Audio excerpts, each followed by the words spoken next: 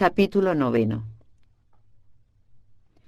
En la Plaza Nueva, en una rinconada sumida ya en la sombra, está el Palacio de los Ozores, de fachada ostentosa recargada, sin elegancia, de sillares ennegrecidos como los del casino por la humedad que trepa hasta el tejado por las paredes. Al llegar al portal, Ana se detuvo. Se estremeció como si sintiera frío. Miró hacia la bocacalle próxima. Por allí el horizonte se abría lleno de resplandores. La calle del Águila era una pendiente rápida que dejaba ver en lontananza la sierra y los prados que forman su falda, verdes y relucientes entonces.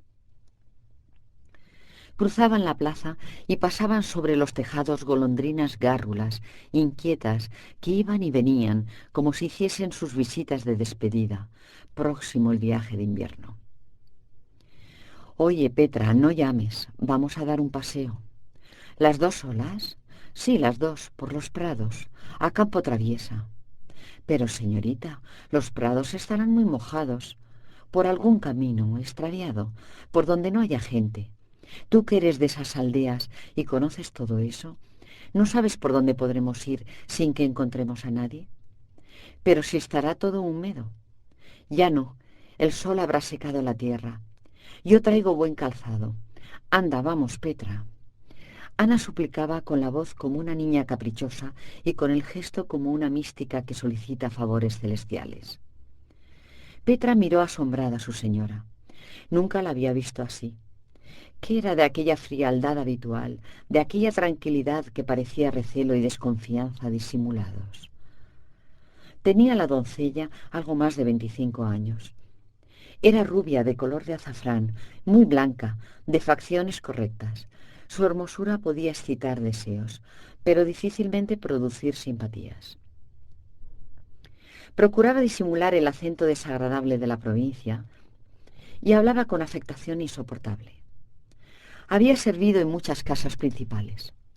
Era buena para todo y se aburría en casa de Quintanar, donde no había aventuras ni propias ni ajenas. Amos y criados parecían de estuco. Don Víctor era un viejo, tal vez amigo de los amores fáciles, pero jamás había pasado su atrevimiento de alguna mirada insistente, pegajosa y algún piropo envuelto en circunloquios que no le comprometían. El ama era muy callada, muy cavilosa, o no tenía nada que tapar o lo tapaba muy bien. Sin embargo, Petra había adquirido la convicción de que aquella señora estaba muy aburrida. Aprovechaba la doncella las pocas ocasiones que se le ofrecían para procurarse la confianza de la regenta. Era solícita, discreta y fingía humildad, virtud la más difícil en su concepto. Un paseo a campo traviesa, después de confesar, solas, en una tarde húmeda, daba mucho en qué pensar a Petra. Ella no deseaba otra cosa, pero insistía en su oposición por ver a dónde llegaba el capricho del ama. Otras habían empezado así. Bajaron por la calle del Águila. A su extremo pasaba perpendicular la carretera de Madrid. «Por ahí no», dijo el ama, «por aquí. Vamos hacia la fuente de Maripepa. A estas horas no hay nadie por estos sitios y el piso ya estará seco. Todavía da el sol. Mire usted, allí está la fuente». Petra mostró a su señora allá abajo, en la vega, una orla de álamos que parecía en aquel momento de plata y oro, según la iluminaban los rayos oblicuos del poniente. El camino era estrecho, pero igual y firme. A los lados se extendían prados de hierba alta y espesa y campos de hortaliza. Huertas y prados los riegan las aguas de la ciudad y son más fértiles que toda la campiña. Los prados, de un verde fuerte, con tornasoles azulados, casi negros, parecen de tupido terciopelo. Reflejando los rayos del sol en el ocaso, deslumbran. Así brillaban entonces. Ana entornaba los ojos con delicia, como bañándose en la luz tamizada por aquella frescura del suelo. Setos de madreselva y zarzamora orlaban el camino, y de trecho en trecho se erguía el tronco de un negrillo, robusto y achaparrado, de enorme cabezota, como un as de bastos, con algunos retoños en la calvicie, varillas débiles que la brisa sacudía, haciendo resonar como castañuelas las hojas solitarias de sus extremos. Mire usted, señora, cosa más rara. A ninguna de esas ramas le queda más hoja que la más alta, la de la punta. Después de esta observación y otras por el estilo, Petra se paraba a coger florecillas en los setos, se pinchaba los dedos, se enganchaba el vestido en las zarzas, daba gritos, reía. Iba tomando cierta confianza al verse sola con su ama, en medio de los prados, por caminos de mala fama, solitarios, que sabían de ella tantas cosas dignas de ser calladas. Petra no se fiaba de la piedad repentina de la regenta. Más de una hora de confesión. La carita como iluminada al levantarse con la absolución encima, y ahora este paseo por los campos, y reír, y permitirle ciertas libertades. No me fío. Esperemos. La doncella de Ana era amiga de llegar en sus cálculos y fantasías a las últimas consecuencias. Ya veía en lontananza propinas sonantes en monedas de oro. Pero aquel sesgo religioso que tomaba la cosa, daba por supuesto que había algo, traía complicaciones que ofrecían novedad para la misma Petra, que había visto lo que ella y Dios y aquellos y otros caminos solitarios sabían. Llegaron a la fuente de Maripepa. Estaba a la sombra de robustos castaños que tenían la corteza acribillada de cicatrices en forma de iniciales y algunas expresando nombres enteros. La orla de álamos que se veía desde lejos servía como de muralla para hacer el lugar más escondido y darle sombra a la hora de ponerse el sol.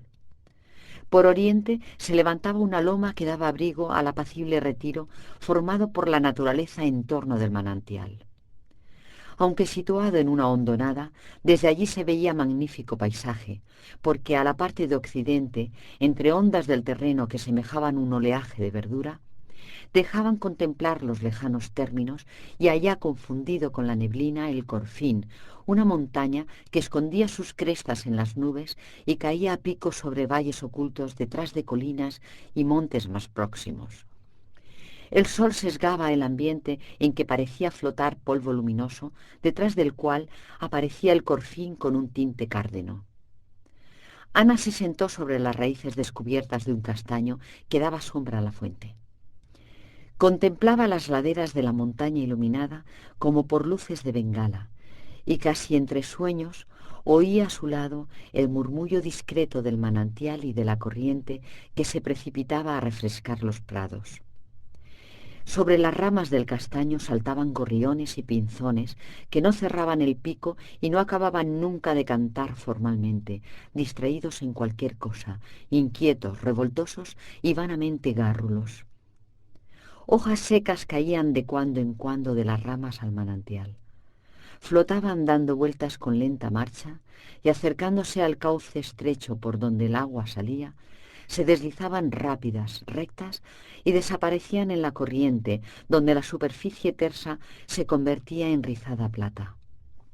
Una nevatilla, en vetusta lavandera, picoteaba el suelo y brincaba a los pies de Ana, sin miedo, fiada en la agilidad de sus alas.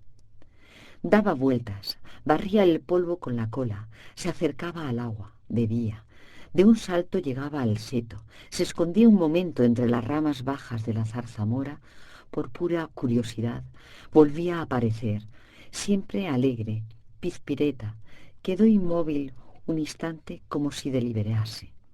Y de repente, como asustada, por aprensión, sin el menor motivo, tendió el vuelo recto y rápido al principio, ondulante y pausado después, y se perdió en la atmósfera que el sol oblicuo teñía de púrpura. Ana siguió el vuelo de la lavandera con la mirada mientras pudo. Estos animalitos, pensó, sienten, quieren y hasta hacen sus reflexiones. Ese pajarillo ha tenido una idea de repente. Se ha cansado de esta sombra y se ha ido a buscar luz, calor, espacio. Feliz él. Cansarse es tan natural. Ella misma, la regenta, estaba bien cansada de aquella sombra en que había vivido siempre. ¿Sería algo nuevo, algo digno de ser amado, aquello que el magistral le había prometido? cuando ella le había dicho que en la adolescencia había tenido antojos místicos y que después sus tías y todas las amigas de Vetusta le habían hecho despreciar aquella vanidad piadosa, ¿qué había contestado el magistral? Bien se acordaba. Le zumbaban todavía en los oídos aquella voz dulce que salía en pedazos como por tamiz por los cuadradillos de la celosía del confesonario. Le había dicho con unas palabras muy elocuentes que ella no podía repetir al pie de la letra algo parecido a esto. Hija mía, ni aquellos anhelos de usted buscando a Dios antes de conocerle eran acendrada piedad, ni los desdenes con que después fueron maltratados tuvieron pizca de prudencia. Pizca había dicho, estaba ella segura. La elocuencia del magistral en el confesonario no era como la que usaba en el púlpito. Ella lo notaba.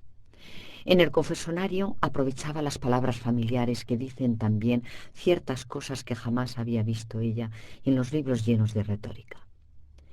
Y le había puesto una comparación. Si usted, hija mía, se baña en un río y revolviendo el agua al nadar, por juego, como solemos hacer, encuentra entre la arena una pepita de oro, pequeñísima, que no vale una peseta, ¿se creerá usted ya millonaria? ¿Pensará que aquel descubrimiento la va a hacer rica? ¿Que todo el río va a venir arrastrando monedas de 5 duros con la carita del rey y que todo va a ser para usted? Eso sería absurdo. Pero por esto va a tirar con desdén la pepita y a seguir jugueteando con el agua, moviendo los brazos y haciendo saltar la corriente al azotarla con los pies, y sin pensar ya nunca más en aquel poquito de oro que encontró entre la arena. Estaba muy bien puesta la comparación.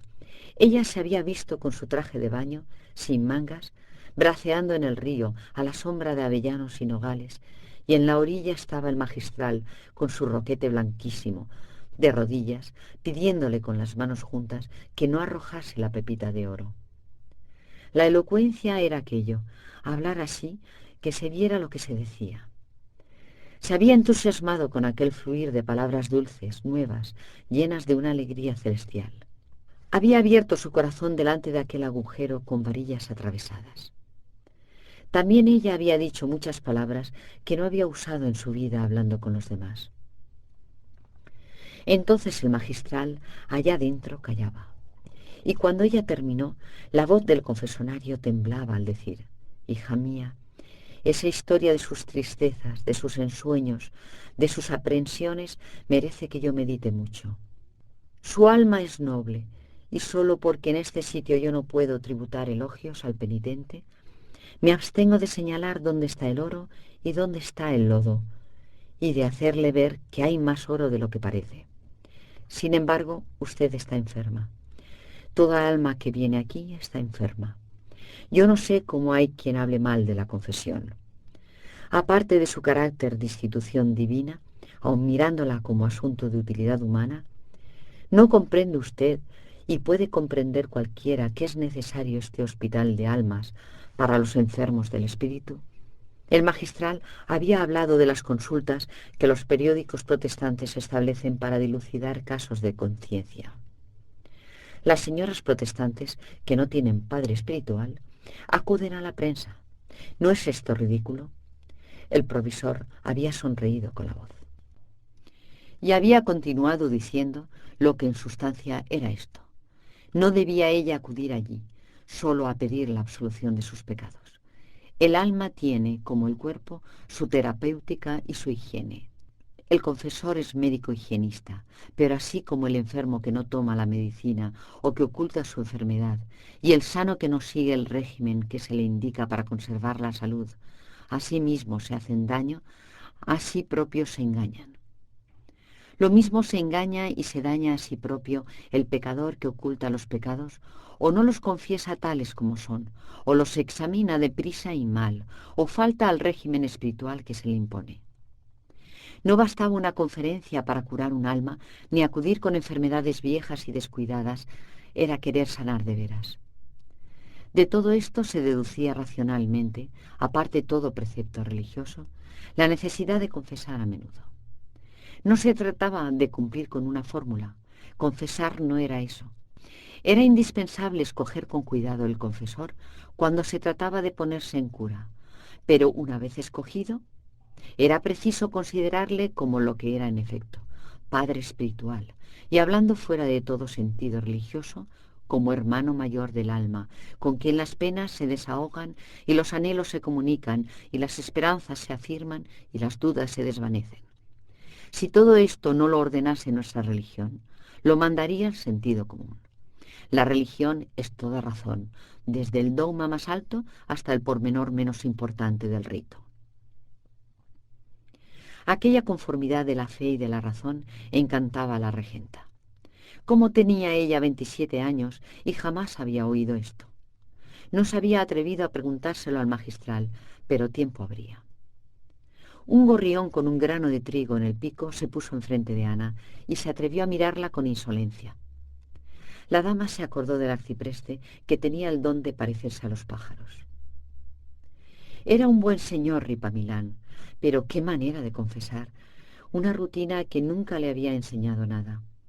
A no ser su matrimonio, nada había sacado de aquellas confesiones. Decía el pobre hombre que se sabía de memoria los pecados de la regenta y la interrumpía siempre con su eterno «Bien, bien, adelante. ¿Qué más? Adelante.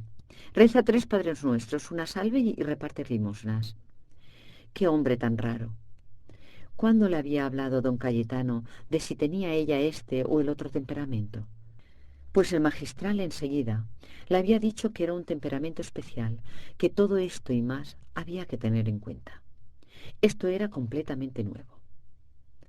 Además, le había halagado mucho el notar que don Fermín le hablaba como a persona ilustrada, como a un hombre de letras. Le había citado autores, dando por supuesto que los conocía, y al usar sin reparo palabras técnicas, se guardaba de explicárselas. ¿Y qué elevación? ¿Qué era la virtud? ¿Qué era la santidad? Aquello había sido lo mejor. La virtud era la belleza del alma, la pulcritud, la cosa más fácil para los espíritus nobles y limpios. Para un perezoso enemigo de la ropa limpia y del agua, la pulcritud es un tormento, un imposible. Para una persona decente, así había dicho, una necesidad de las más imperiosas de la vida. La religión no presentaba como una senda ardua la de la virtud, sino para los que viven sumidos en el pecado. Pero el hombre nuevo siempre estaba despierto en nosotros. No había más que darle una voz y acudía. La virtud comienza por un esfuerzo ligero, si bien contrario al hábito adquirido. Al día siguiente el esfuerzo era menos costoso y su eficacia mayor por la velocidad adquirida, por la inercia del bien. Esto era mecánico. Así lo había dicho el señor de Pas. La virtud podía definirse, el equilibrio estable del alma. Además era una alegría, un buen día de sol, ráfagas de aire fresco embalsamado. El alma virtuosa se convertía en una pajarera donde gorjeaban alegres los dones del Espíritu Santo, animando el corazón en las tristezas de la vida. Aquella melancolía de que ella se quejaba era nostalgia de la virtud a que llegaría y por la que suspiraba su espíritu como por su patria. La virtud era cuestión de arte, de habilidad. No sólo se conseguía por el ayuno, por el ascetismo. Este era un medio muy santo, pero había otros. En la vida bulliciosa de nuestras ciudades se puede aspirar también a la perfección. En aquel momento se figuraba la regenta como una Babilonia aquella vetusta que le pareciera siempre tan pequeña, tan monótona y triste. Ella, que había leído a San Agustín, no recordaba que el santo obispo gustaba de la música religiosa, no por el deleite de los sentidos, sino porque elevaba el alma. Pues así todas las artes, así la contemplación de la naturaleza, la lectura de las obras históricas y de las filosóficas, siendo puras, podían elevar el alma y ponerla en el diapasón de la santidad al unísono de la virtud. ¿Por qué no? Y después, cuando se llegaba más arriba, a la seguridad de sí mismo, cuando ya no se temía la tentación, sino con temor prudente, se encontraban edificantes muchos espectáculos que antes eran peligrosos. Así, por ejemplo, la lectura de libros prohibidos, veneno para los débiles, era purga para los fuertes. Al que llega a cierto grado de fortaleza, la presencia del mal le edifica a su modo por el contraste. El magistral no había dicho si él era tan fuerte como todo eso, pero ella suponía que sí. De todas maneras, la virtud y la piedad eran cosas bien diferentes de lo que habían enseñado sus tías y la devoción vulgar, así la llamó para sus adentros, que había aprendido como una rutina. Sí, la religión verdadera se parecía en definitiva a sus ensueños de adolescente, a sus visiones del monte de Loreto, más que a la sosa y estúpida disciplina que le habían enseñado como piedad seria y verdadera. ¿Y cuántas más lecciones le había prometido el magistral para otro día? ¿Cuántas cosas nuevas iba a saber y a sentir? Y qué dicha tener un alma hermana, hermana mayor, a quien poder hablar de tales asuntos, los más interesantes, los más altos sin duda. De la cuestión personal, esto es, de los pecados de Ana, se había hablado poco. El magistral generalizaba enseguida. No tenía datos, necesitaba conocer la mujer. Al recordar esto, sintió la regenta escrúpulos. Le había dado la absolución y ella no había dicho nada de su inclinación a don Álvaro. Sí, inclinación. Ahora que consideraba vencido aquel impulso pecaminoso, quería mirarlo de frente. Era inclinación, nada de disfrazar las faltas. Había hablado, sin precisar nada, de malos pensamientos, pero le parecía indecoroso e injusto para con ella misma, hasta grosero, personificar aquellas tentaciones, decir que se trataba de un solo hombre de tales prendas y señalar los peligros que había. Pero ¿debía haberlo hecho? Tal vez. Sin embargo, no hubiera sido poner en Berlín a don Víctor, sin por qué ni para qué, puesto que ella le era fiel de hecho y de voluntad, y se lo sería eternamente. Y con todo debió haber especificado más en aquella parte de la confesión. ¿Estaba bien absuelta? ¿Podría comulgar tranquila al día siguiente? Eso no, de ningún modo, no comulgaría. Se quedaría en la cama fingiendo una jaqueca. De tarde iría a reconciliar y al otro día la comunión. Este era el mejor plan. La resolución de no comulgar a la mañana siguiente le dio una alegría de niña. Era como un día de asueto. Podía pasar la noche pensando en la religión, en la virtud en general, por aquel sistema nuevo, y no preocuparse todavía con el cuidado de recibir al Señor dignamente. Era una prórroga, un respiro. Y ya no le parecía impropio dar rienda suelta a su alegría, aquella alegría causada por fuerzas morales puramente y que tal vez era la alborada del día esplendoroso de la virtud. Qué feliz sería aquel magistral anegado en luz de alegría virtuosa, llena el alma de pájaros que le cantaban como coros de ángeles dentro del corazón. Así él tenía aquella sonrisa eterna y se paseaba con tanto garbo por el espolón en medio de perezosos del alma, de espíritus pequeños y vetustenses. Y qué color de salud. Vetusta, Vetusta encerraba aquel tesoro. ¿Cómo no sería obispo el magistral? ¿Quién sabe? ¿Por qué era ella, aunque digna de otro mundo, nada más que una señora ex regenta de Vetusta? El lugar de la escena era lo de menos. La variedad, la hermosura estaba en las almas. Ese pajarillo no tiene alma y vuela con alas de pluma. Yo tengo espíritu y volaré con las alas invisibles del corazón, cruzando el ambiente puro, radiante de la virtud. Se estremeció de frío, volvió a la realidad, todo quedó en la sombra. El sol ocultaba entre nubes pardas y espesas, detrás de la cortina de álamos, el último pedazo de su lumbre que se le había quedado atrás, como un trapillo de púrpura. La sombra y el frío fueron repentinos. Un coro estridente de ranas despidió al sol desde un charco del prado vecino. Parecía un himno de salvajes paganos a las tinieblas que se acercaban por oriente. La regenta recordó las carracas de Semana Santa, cuando se apaga la luz del ángulo misterioso y se rompen las cataratas del entusiasmo infantil con estrépito horrísono. Petra, Petra, gritó. Estaba sola. ¿A dónde había ido su doncella? Un sapo en cuclillas miraba a la regenta encaramado en una raíz gruesa que salía de la tierra como una garra. Lo tenía a un palmo de su vestido. Ana dio un grito, tuvo miedo. Se le figuró que aquel sapo había estado oyéndola pensar y se burlaba de sus ilusiones. Petra, Petra. La doncella no respondía. El sapo la miraba con una impertinencia que le daba asco y un pavor tonto. Llegó Petra. Venía sudando, muy encarnada, con la respiración fatigosa. Le caían hasta los ojos rizos dorados y menudos. Como había visto tan ensimismada a la señora, se había llegado al molino de su primo Antonio, que estaba allí cerca, a un tiro de fusil. Ana le fijó los ojos con los suyos, pero ella desafió aquella mirada de inquisidor. Su primo Antonio, el molinero, estaba enamorado de la doncella. El ama lo sabía. Petra pensaba casarse con él, pero más adelante, cuando fuera más rico y ella más vieja. De vez en cuando iba a verle para que no se apagase aquel fuego con que ella contaba para calentarse en la vejez. Miraba el molino como una caja de ahorros donde ella iba depositando sus economías de amor. Ana, sin saber por qué, sintió un poco de ira. ¿Cómo serían aquellos amores de Petra y el molinero? ¿Qué le importaba a ella? Pero la manera de mirar a Petra, estudiando los pormenores de su traje, algo descompuesto, la fatiga que no podía ocultar, el sudor, el color de sus mejillas, revelaba una curiosidad que quería ocultar en vano la regenta. ¿Qué había hecho en el molino aquella mujer? Este pensamiento baladí, obsesión estúpida, que era casi un dolor, absorbía toda la atención de Ana a su pesar. Vamos, vamos, que es tarde. Sí, señora, es tarde. Entraremos en casa cuando ya estén encendidos los faroles.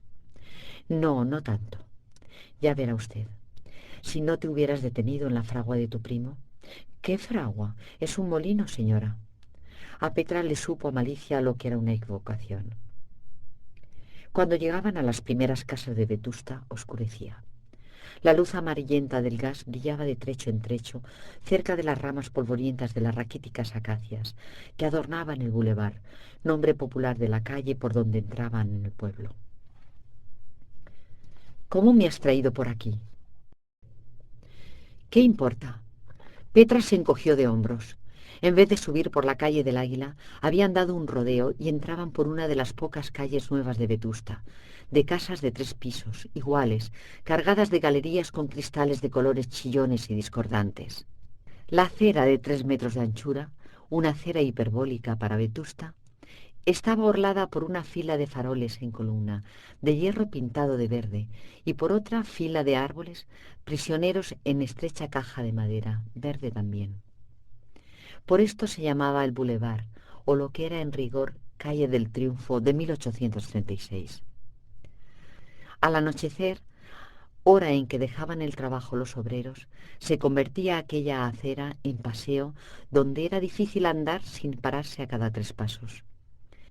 Costureras, chalequeras, planchadoras, ribeteadoras, cigarreras, fosforeras y armeros, zapateros, sastres, carpinteros y hasta albañiles y canteros, sin contar otras muchas clases de industriales, se daban cita bajo las acacias del Triunfo y paseaban allí una hora, arrastrando los pies sobre las piedras con estridente sonsonete. Había comenzado aquel paseo años atrás como una especie de parodia. Imitaban las muchachas del pueblo los modales, la voz, las conversaciones de las señoritas. Y los obreros jóvenes se fingían caballeros, cogidos del brazo y paseando con afectada jactancia. Poco a poco, la broma se convirtió en costumbre, y merced a ella, la ciudad solitaria, triste de día, se animaba al comenzar la noche con una alegría exaltada que parecía una excitación nerviosa de toda la pobretería, como decían los tertulios de Vegallana. Era la fuerza de los talleres que salía al aire libre. Los músculos se movían por su cuenta, a su gusto, libres de la monotonía de la faena rutinaria. Cada cual, además, sin darse cuenta de ello, estaba satisfecho de haber hecho algo útil, de haber trabajado. Las muchachas reían sin motivo, se pellizcaban, tropezaban unas con otras, se amontonaban, y al pasar los grupos de obreros crecía la algazara. Había golpes en la espalda, carcajadas de malicia, gritos de mentira e indignación, de falso pudor, no por hipocresía, sino como si se tratara de un paso de comedia. Los remilgos eran fingidos, pero el que se propasaba se exponía a salir con las mejillas ardiendo. Las virtudes que había allí sabían defenderse a bofetadas. En general se movía aquella multitud con cierto orden. Se paseaba en filas de ida y vuelta. Algunos señoritos se mezclaban con los grupos de obreros. A ellas les solía parecer bien un piropo de un estudiante o de una hortera. pero la indignación fingida era mayor cuando un levita se propasaba y siempre acompañaba a la protesta del pudor el sarcasmo. Aquellas jóvenes que no siempre estaban seguras de cenar al volver a casa, insultaban al transeúnte que las llamaba hermosas, suponiendo que el futraque tenía carpanta, o sea, hambre. A lo sumo concedían que comería cañamones. Los expertos no se aturdían por estos improperios convencionales, que eran allí el buen tono. Insistían y acababan por sacar tajadas si la había. La virtud y el vicio se codeaban sin escrúpulo, iguales por el traje, que era bastante descuidado. Aunque había algunas jóvenes limpias, de aquel montón de hijas del trabajo que hace sudar, salía un olor picante que los habituales transeúntes ni siquiera notaban, pero que era molesto, triste. Un olor de miseria perezosa, abandonada. Aquel perfume de harapo lo respiraban muchas mujeres hermosas, unas fuertes, esbeltas, otras delicadas, dulces, pero todas mal vestidas, mal lavadas las más, mal peinadas algunas. El estrépito era infernal. Todos hablaban a gritos, todos reían, unos silbaban, otros cantaban. Niñas de 14 años, con rostro de ángel, oían sin turbarse blasfemias y obscenidades que a veces las hacían reír como locas. Todos eran jóvenes. El trabajador viejo no tiene esa alegría. Entre los hombres acaso ninguno había de 30 años.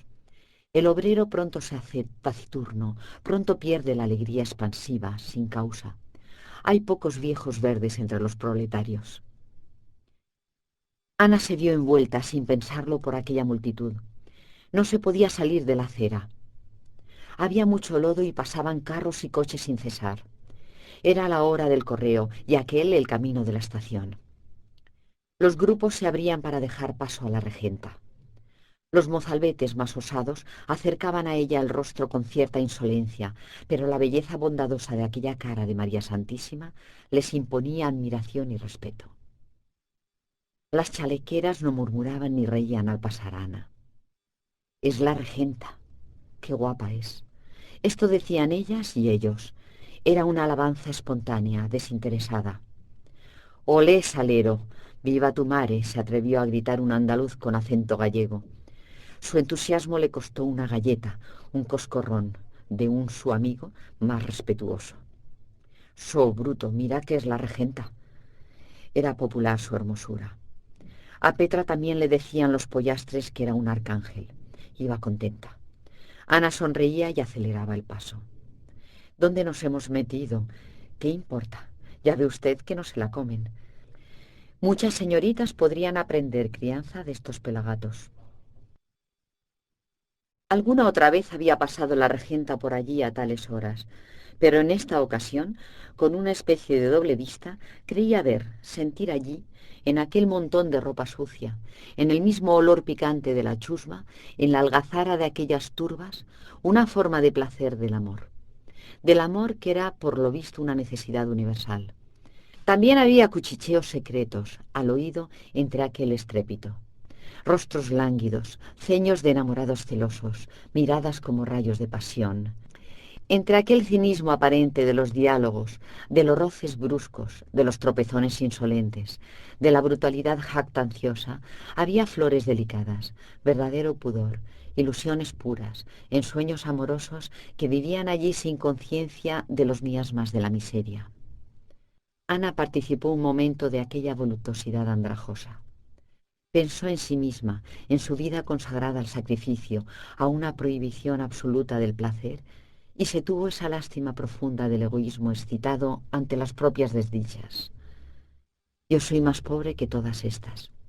Mi criada tiene a su molinero que le dice al oído palabras que le encienden el rostro.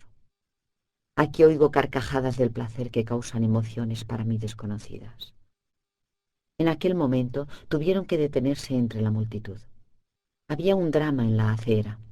Un joven alto de pelo negro y rizoso, muy moreno, vestido con blusa azul, gritaba: la mato, dejadme que quiero matarla».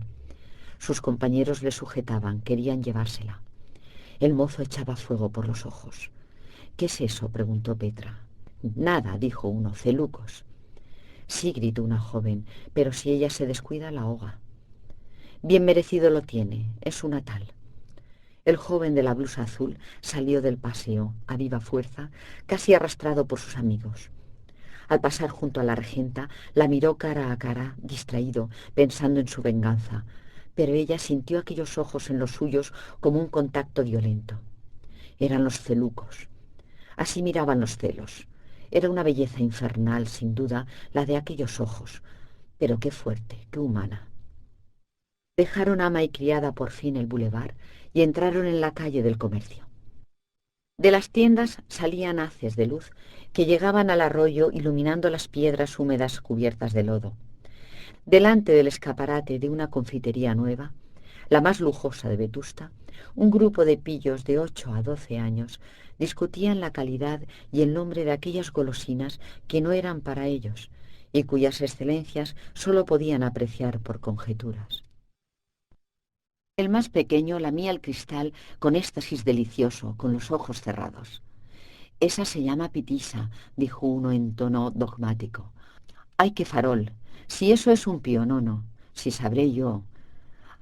También aquella escena enterneció a la regenta. Siempre sentía apretada la garganta y lágrimas en los ojos cuando veía a los niños pobres admirar los dulces o los juguetes de los escaparates. No eran para ellos. Esto le parecía la más terrible crueldad de la injusticia. Pero, además, ahora aquellos granujas discutiendo el nombre de lo que no habían de comer, se le antojaban compañeros de desgracia, hermanitos suyos, sin saber por qué. Quiso llegar pronto a casa. Aquel enternecerse por todo la asustaba. Temía el ataque. Estaba muy nerviosa. «Corre, Petra, corre», dijo con voz muy débil. «Espere usted, señora. Allí parece que nos hacen seña. Sí, a nosotras es. Ah, son ellos, sí. ¿Quién?» «El señorito Paco y don Álvaro». Petra notó que su ama temblaba un poco y palidecía. «¿Dónde están? A ver si podemos, antes que...». Ya no podían escapar. Don Álvaro y Paco estaban delante de ellas. El marquesito las detuvo haciendo una cortesía exagerada que era una de sus maneras de hacer expli, como decía el mismo Ronzal. Mesía saludó muy formalmente. De la confitería nueva salían chorros de gas que deslumbraban a los vetustenses, no acostumbrados a tales despilfarros de gas. Don Álvaro veía a la regenta envuelta en aquella claridad de batería de teatro y notó en la primer mirada que no era ya la mujer distraída de aquella tarde. Sin saber por qué, le había desanimado la mirada plácida, franca, tranquila de poco antes, y sin mayor fundamento, la de ahora, tímida, rápida, miedosa, le pareció una esperanza más, la sumisión de Ana, el triunfo. No sería tanto, pero él se alegraba de verse animado. Sin fe en sí mismo, no daría un paso, y había que dar muchos y pronto. En Vetusta llueve casi todo el año, y los pocos días buenos se aprovechan para respirar el aire libre. Pero los paseos no están concurridos más que los días de fiesta.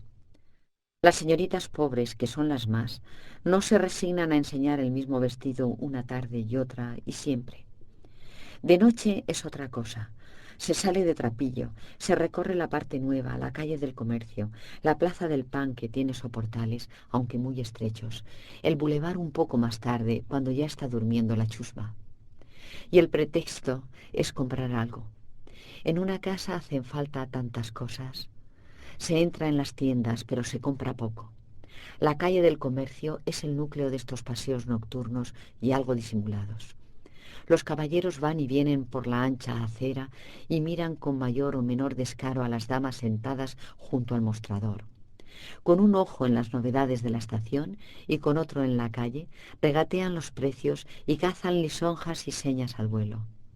Los mancebos son casi todos catalanes, pero pronuncian el castellano con suficiente corrección. Son amables, guapos casi todos.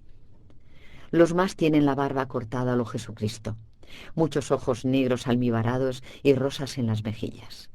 Inclinan la cabeza con una languidez entre romántica y cachazuda. Aquello lo mismo puede significar: señorita, abrigo una pasión secreta, que señorita, ni la paciencia de Job, pero tendré paciencia. Oh, le estoy cansando a usted, dice Visitación a un rubio con cuello marinero, a quien ha hecho ya cargar con 50 piezas de percal. Ah, no, señora, es mi obligación, y además lo hago con la mejor voluntad. El mancebo ha de ser incansable, para eso está allí. Visitación siempre tiene que hacer un mandilón para la criada, pero no se decide nunca. Otras noches es ella la que está desnuda. Me va a coger el invierno sin un hilo sobre mi cuerpo. El mancebo sonríe con amabilidad, figurándose de buen grado a la dama delgada, pero de buenas formas, tiritando en camisa bajo los rigores de una nevada. No sea usted malo, no sea usted tan material, responde ella, turbándose como una niña aturdida que sospecha haber sido indiscreta y clava en el mancebo los ojos risueños, arrugaditos, que Visitación cree que echan chispas. El catalán finge que se deja seducir por aquellos ojos y en cada vara rebaja un perro chico. Visitación triunfa, pero no sabe que el mismo percal se lo vendió a Obdulia, rebajando un perro grande y con una ganancia superior a la que podía esperar el mancebo sonriente y con barba de judío. Las bellas vetustenses, como dice el gacetillero de El Lábaro, no saben salir de las tiendas de modas. Lo ven todo, lo revuelven todo, y les queda tiempo para marear a los horteras y tomar varas al sesgo, frase de Orgaz, de los señoritos que pasean por la acera disputando en voz alta para anunciar su presencia. Domina allí una alegría bulliciosa, la alegría sin motivo que es la más expansiva y contentadiza. ¿Quién lo diría? No solo el elemento joven de ambos sexos, del lábaro, sino las personas formales. Magistrados, catedráticos, autoridades, abogados, hasta clérigos, están deseando todo el día, sin darse cuenta, la hora de las tiendas, los días que hace bueno y pueden las damas decorosamente coger la mantilla y echarse a la calle. Es aquella una hora de cita que, sin saberlo ellos mismos, se dan los vetustenses para satisfacer la necesidad de verse y codearse y oír ruido humano. Es de notar que los vetustenses se aman y se aborrecen. Se necesitan y se desprecian. Uno por uno, el vetustense maldice de sus conciudadanos, pero defiende el carácter del pueblo en masa y si le sacan de allí suspira por volver. En el paseo de la noche, que viene a ser subrepticio, a lo menos así lo llama don Saturnino, hay además el atractivo que le presta la fantasía. El gas no es para prodigado por un ayuntamiento lleno de deudas, y un farol aquí, otro a 50 pasos. Si no hace luna, en las noches románticas no hay gas. No deslumbran ni quitan a la noche su misterio. Se ve lo que no hay. Cada cual, según su imaginación, atribuye a los que pasan la figura que quiere. Parecen otras las chicas, dicen los pollos. Los vetustenses gozan la ilusión de creerse en otra parte sin salir de su pueblo. Todo se vuelve caras nuevas que después no son nuevas. ¿Quién son esas? Y resulta que son las de Mínguez, es decir, las eternas Mínguez, las de ayer, las de antes de ayer, las de siempre. Pero mientras la ilusión dura. En los pueblos donde pocas veces se tienen espectáculos gratuitos lo es, y más interesante, el de contemplarse mutuamente. Un paseo, cogido por los cabellos, es un placer delicado, intenso que gozan con delicia inefable las masas proletarias de la honrada clase media española. Hay estudiante que se acuesta satisfecho con media docena de miradas recogidas acá y allá, en sus idas y venidas por el Espolón o por la calle del Comercio. Y niña casadera que tiene para 8 días con una flor amorosa que fingió desdeñar por impertinente y que saborea a sus solas mientras borda unas zapatillas durante 7 días mortales detrás del cristal que azota la lluvia incansable.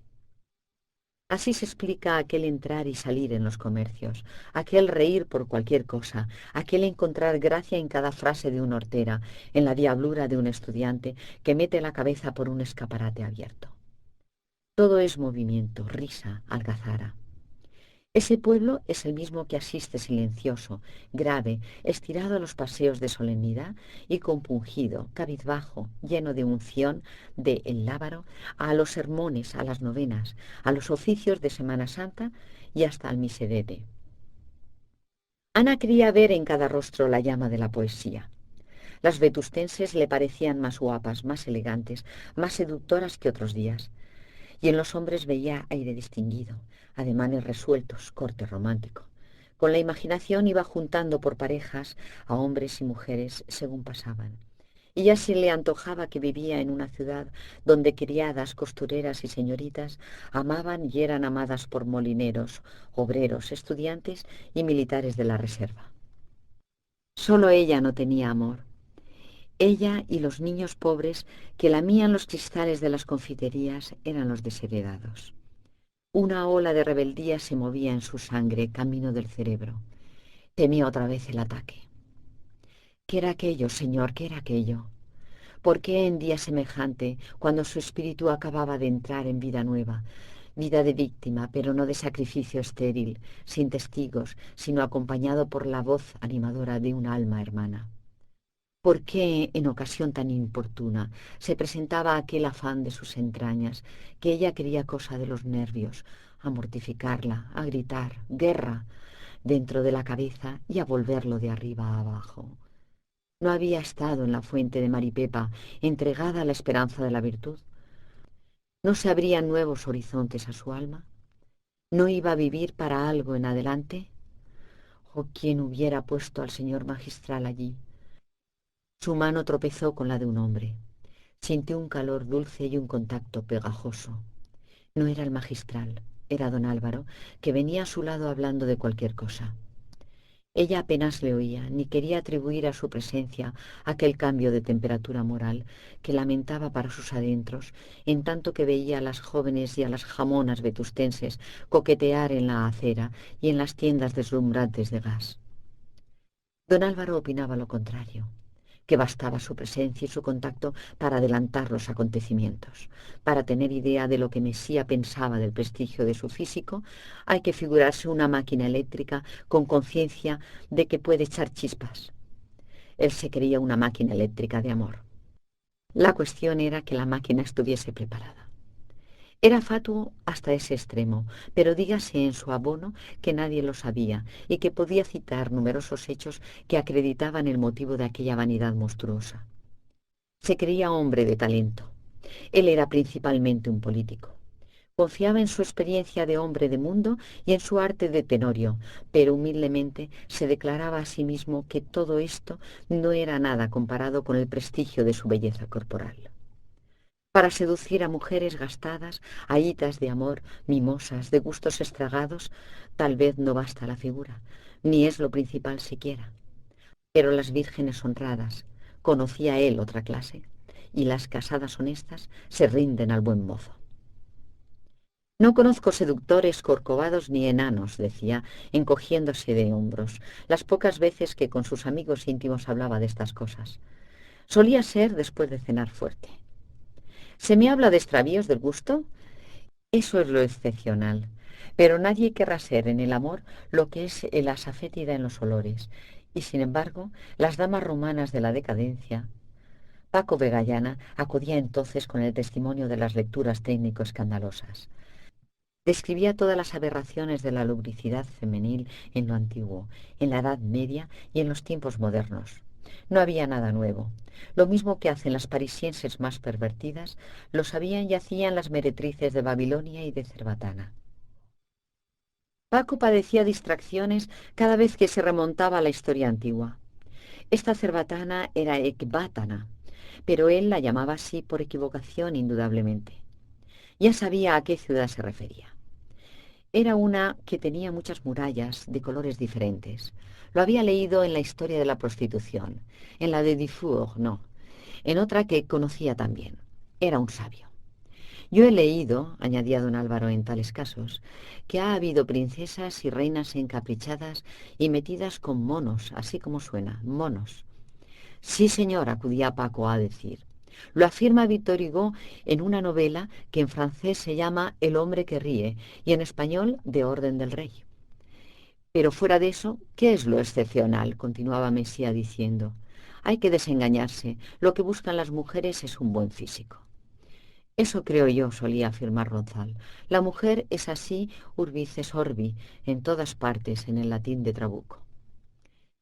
Además, don Álvaro era profundamente materialista, y esto no lo confesaba a nadie.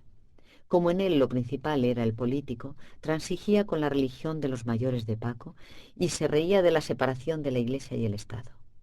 Es más, le parecía de mal tono llevar la contraria a los católicos de buena fe. En París había aprendido ya en 1867, cuando fue a la exposición, que lo chic era el creer como el carbonero, sport y catolicismo. Esto era la moda que continuaba imperando, pero es claro que lo de creer era decir que se creía. Él no tenía fe alguna, ni bendita la falta, a no ser cuando le entraba el miedo de la muerte. Cuando caía enfermo y se encontraba en la fonda solo, abandonado de todo cariño verdadero, entonces sentía sinceramente, a pesar de haber corrido tanto, no ser un cristiano sincero. Pero sanaba y decía, bah, todo eso es efecto de la debilidad. Sin embargo, bueno era ilustrarse, fundar en algo aquel materialismo que también casaba con sus demás ideas respecto del mundo y la manera de explotarlo. Había pedido a un amigo libros que le probasen el materialismo en pocas palabras. Empezó por aprender que ya no había tal metafísica, idea que le pareció excelente, porque evitaba muchos rompecabezas. Leyó Fuerza y Materia de Buchner y algunos libros de Flammarion, pero estos le disgustaron. Hablaban mal de la Iglesia y bien del cielo, de Dios, del alma, y precisamente él quería todo lo contrario. Flammarion no era chic. También leyó a Molichov y a Urchoff y a Vogt traducidos, cubiertos con papel de color de azafrán. No entendió mucho, pero se iba al grano. Todo era masa gris, corriente, lo que él quería. Lo principal era que no hubiese infierno. También leyó en francés el poema de Lucrecio de Rerum Natura. Llegó hasta la mitad. Decía bien el poeta, pero aquello era muy largo. Ya no veía más que átomos, y su buena figura era un feliz conjunto de moléculas en forma de gancho para prender a todas las mujeres bonitas que se le pusieran delante. Así estaba por dentro Mesía en punto a creencias, pero a estos subterráneos no había llegado el mismo Paco, que era buen católico, según Mesía. Aquello era para él solo mientras estaba en Vetusta. En sus viajes a París sacaba el fondo del baúl y el fondo del materialismo. A sus queridas, cuando no eran demasiado beatas y estaban muy enamoradas, procuraba imbuirlas en sus ideas acerca del átomo y la fuerza. El materialismo de Mesía era fácil de entender. Lo explicaba en 2 conferencias. Cuando la mujer se convencía de que no había metafísica, le iba mucho mejor a don Álvaro. Al recordar una hembra de las convertidas al epicureísmo, solía decir don Álvaro con una llama en los ojos muy abiertos: «¡Qué mujer aquella!» y suspiraba. Aquella mujer nunca había sido una vetustense. Las vetustenses tampoco creían en la metafísica, no sabían de ella, pero no pasaban por ciertas cosas. Don Álvaro iba al lado de Ana, convencido de que su presencia bastaba para producir efectos deletéreos en aquella virtud en que él mismo creía. Las palabras eran por entonces, y sin perjuicios, lo de menos. Él también solía hablar con elocuencia, el alma, vaya, pero en otras circunstancias. Más adelante. Paco iba detrás sin desdeñar la conversación de Petra, que se mirlaba hablando con el marquesito. En materia de amor, la criada no creía en las clases y concebía muy bien que un noble se encaprichara y se casase con ella a verbigracia. No decía que don Paquito estuviera en tal caso, ni mucho menos, pero le alababa el pelo de oro y la blancura del cutis, y por algo se empieza. «Debe de aburrirse usted mucho en Vetusta, Ana», decía don Álvaro. Buscaba en vano manera natural de llevar la conversación a un punto por lo menos análogo al que pensaba tratar muy por largo, llegada la ocasión oportuna. «Sí, a veces me aburro. Llueve tanto. Y aunque no llueva, usted no va a ninguna parte. Será que usted no se fija en mí, bastante es algo». Estas palabras, apenas dichas, le parecieron imprudentes. ¿Era ella quien las había pronunciado? Así hablaba Obdulia con los hombres, pero ella, Ana. Don Álvaro se vio en un apuro. ¿Qué pretendía aquella señora? ¿Provocar una conversación para aludir a lo que había entre ellos, que en rigor no era nada que mereciese comentarios? ¿Debía él extrañar aquella inadvertencia de Ana? Que no se fijaba en ella. ¿Era coquetería vulgar o algo más alambicado que él nos explicaba? ¿Quería dar por nulo todo lo que ambos sabían? las citas sin citarse, en tal iglesia, en el teatro, en el paseo. Quería negar valor a las miradas fijas, intensas, que a veces le otorgaba como favor celestial que no debe prodigarse. El primer impulso de Ana había sido inconsciente. Había hablado como quien repite una frase hecha, sin sentido, pero después pensó que aquella respuesta podía servir para desanimar a Mesía, dándole a entender que ella no había entrado en aquel pacto de sordomudos. Pero esto mismo era inoportuno. Era demasiado negar, era negar la evidencia. Don Álvaro temía aventurar mucho aquella noche y creyó lo menos ridículo hacerse él interesante, según el estilo que empleaban los vetustenses para tales materias. Y dijo con el tono de una galantería vulgar obligada: «Señora, usted donde quiera tiene que llamar la atención aun del más distraído». Y como esto le pareció cursi y algo anfibológico, añadió algunas palabras no menos vulgares y frías. No comprendía él todavía que aquello de hacerse el interesante, si hubiera sido ridículo tratándose de otras mujeres, era la mejor arma contra la regenta. Ana lo olvidó todo de repente para pensar en el dolor que sintió al oír aquellas palabras. Si habré yo visto visiones, si jamás este hombre me habrá mirado con amor, si aquel verle en todas partes sería casualidad, si sus ojos estarían distraídos al fijarse en mí, aquellas tristezas, aquellos arranques mal disimulados de impaciencia, de despecho, que yo observaba con el rabillo del ojo, ay, sí, esto era lo cierto, con el rabillo. Serían ilusiones mías, nada más que ilusiones, pero si no podía ser. Y sentía sudores y escalofríos al imaginarlo. Nunca, nunca accedería ella a satisfacer las ansias que aquellas miradas le revelaban con muda elocuencia. Sería virtuosa siempre, consumaría el sacrificio, su don Víctor y nada más, es decir, nada. Pero la nada era su dote de amor.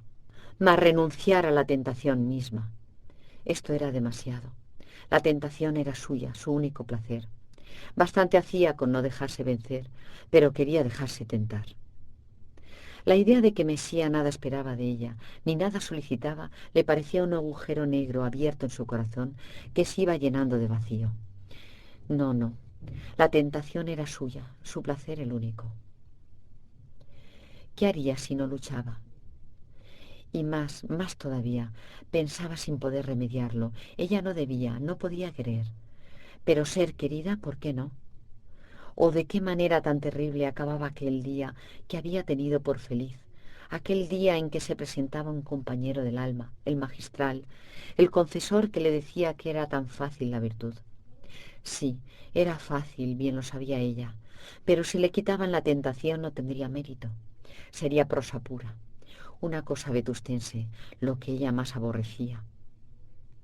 Don Álvaro, que si no era tan buen político como se figuraba, de diplomacia del galanteo entendía un poco, comprendió pronto que sin saber cómo había acertado. En la voz de la regenta, en el desconcierto de sus palabras, notó que le había hecho efecto la sequedad de la vulgarísima galantería. Esperaba ya una declaración, pero si mañana va a comulgar, ¿qué mujer es esta? Una hermosísima mujer, añadió el materialista en sus adentros al mirarla a su lado con llamas en los ojos y carmín en las mejillas. Habían llegado al portal del caserón de los Ozores y se detuvieron. El farol dorado que pendía del techo alumbraba apenas el ancho zaguán. Estaban casi a oscuras. Hacía algunos minutos que callaban. —¿Y Petra y Paco? —preguntó la regenta alarmada. —Ahí vienen. Ahora dan vuelta a la esquina. Anita sentía seca la boca. Para hablar necesitaba humedecer con la lengua los labios. Lo vio Mesía, que adoraba este gesto de la regenta, y sin poder contenerse, fuera de su plan natura naturans, exclamó: «¡Qué monísima, qué monísima!». Pero lo dijo con voz ronca, sin conciencia de que hablaba, muy bajo, sin alarde de atrevimiento. Fue una fuga de pasión que por lo mismo importaba más que una flor insípida, y no era una desfachatez. Podía tomarse por una declaración, por una brutalidad de la naturaleza excitada, por todo menos por una osadía impertinente, imposible en el más cumplido caballero. Ana fingió no oír, pero sus ojos la delataron, y brillando en la sombra, buscando a don Álvaro, que había retrocedido un paso en la oscuridad, le pagaron con creces las delicias que aquellas palabras dejaron caer como lluvia benéfica en el alma de la regenta. Es mía, pensó don Álvaro, con deleite superior al que él mismo esperaba en el día del triunfo. ¿Quieren ustedes subir a descansar?, preguntó la dama a los caballeros al ver llegar a Paco. No, gracias. Yo volveré luego con mamá a buscarte. Sí, ¿no te lo ha dicho ese? Hoy vas al teatro con nosotros. Hay estreno. Es decir, un estreno de don Pedro Calderón de la Barca, el ídolo de tu marido. ¿No sabes?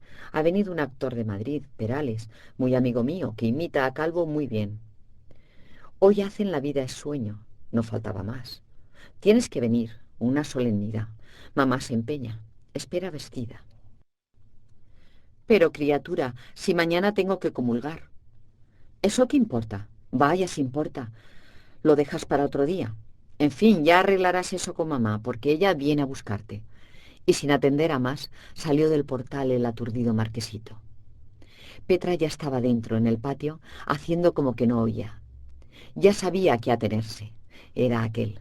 Por lo menos aquel era uno. El marquesito la había entretenido a ella para dejar solos a los otros. Se le conocía en que estaba tan frío. No le había dado ni un mal abrazo en lo oscuro. Escuchó. Oyó que don Álvaro se despedía con una voz temblona y muy humilde. ¿Irá usted al teatro? No, de fijo no, contestó la regenta, cerrando detrás de sí la puerta y entrando en el patio.